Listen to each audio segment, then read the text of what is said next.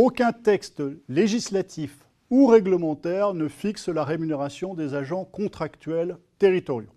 Celle-ci est décidée d'un commun accord par les parties. Ces dernières ne sont toutefois pas entièrement libres et certaines règles doivent être respectées.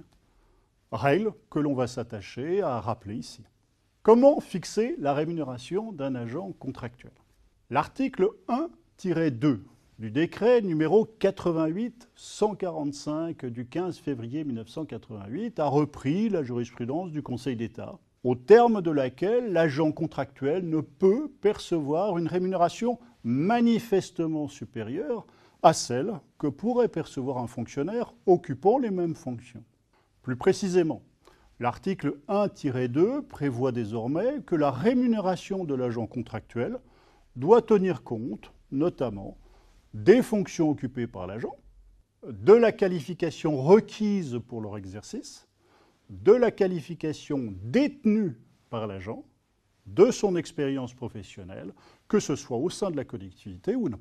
D'un point de vue pratique, le plus simple est de prendre la rémunération globale correspondant au premier échelon du grade de référence sur lequel l'agent a été recruté, puis de remonter la grille indiciaire en accordant à l'intéressé des échelons complémentaires tenant compte des critères liés à la qualification ou à l'expérience. Je précise que le juge administratif se reconnaît le pouvoir de vérifier si la rémunération de l'agent contractuel répond bien à ces critères. Toutefois, il n'exerce qu'un contrôle minimum. Ne seront donc censurées que les rémunérations manifestement excessives, et j'insiste ici sur l'adverbe manifestement. Au demeurant, il existe peu d'exemples d'annulation de la rémunération d'agents contractuels dans la jurisprudence. A l'inverse, existe-t-il un plancher en deçà duquel on ne peut fixer la rémunération d'un agent contractuel? Alors, non seulement un tel plancher existe, mais il en existe deux. Le premier est bien connu. Il est interdit de fixer la rémunération d'un agent contractuel à un montant inférieur au SMIC, conformément à un principe général du droit dégagé par le Conseil d'État dans son arrêt « Ville de Toulouse contre Madame Aragnou » du 23 avril 1982. Le second l'est moins, par symétrie avec le contrôle exercé sur le point de savoir si la rémunération n'est pas manifestement excessive, le juge administratif se reconnaît le droit de vérifier si la rémunération d'un agent contractuel n'est pas manifestement insuffisante. Pour un exemple, on pourra se référer à un arrêt du Conseil d'État du 30 décembre 2013, X contre établissements médicaux, éducatifs et social département d'Île. Un agent contractuel peut-il percevoir la nouvelle bonification indiciaire ou NBI? Tant la jurisprudence que la doctrine administrative s'accordent pour affirmer que la NBI ne peut être versée directement aux agents contractuels.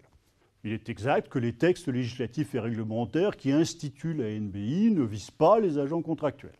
Toutefois, dans la mesure où la rémunération de l'agent contractuel doit prendre en considération la rémunération que pourrait percevoir un fonctionnaire occupant un emploi similaire, rien ne s'oppose à intégrer la NBI dans le calcul de sa rémunération principale. En d'autres termes, on peut la verser à condition de ne pas le dire. Il s'agit d'un exemple parfait des rigidités que le droit de la fonction publique s'impose sans grande raison ni intérêt.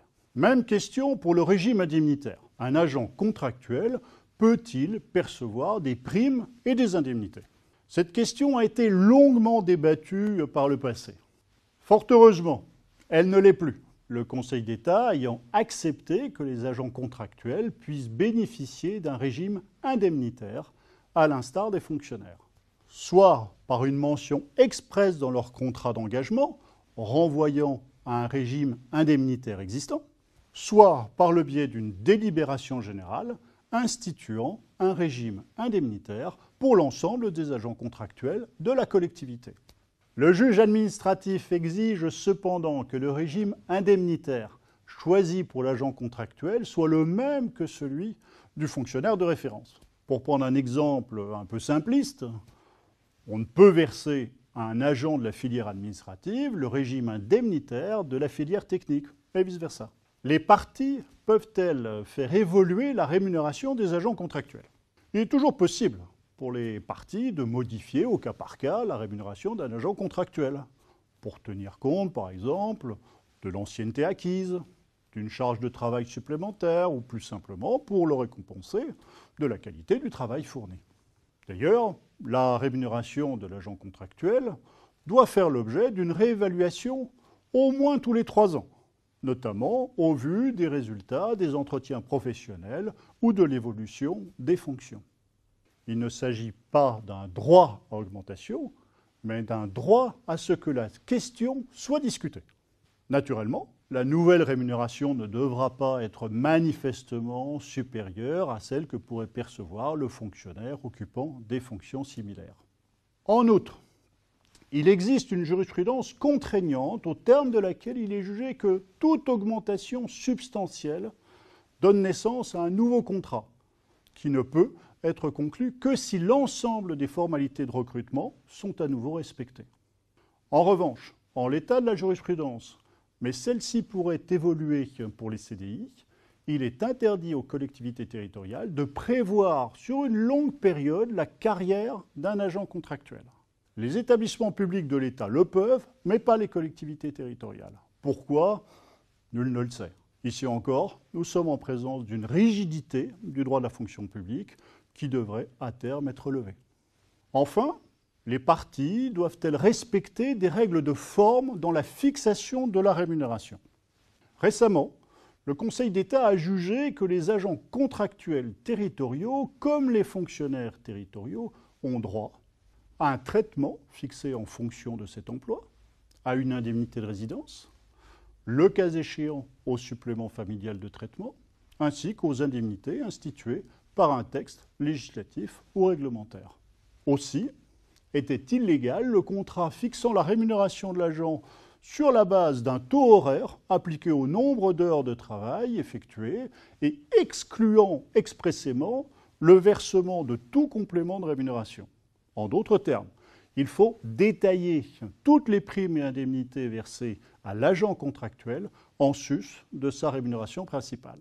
À défaut, les indemnités devront être versées une seconde fois, même si elles avaient été intégrées dans la rémunération forfaitaire initiale.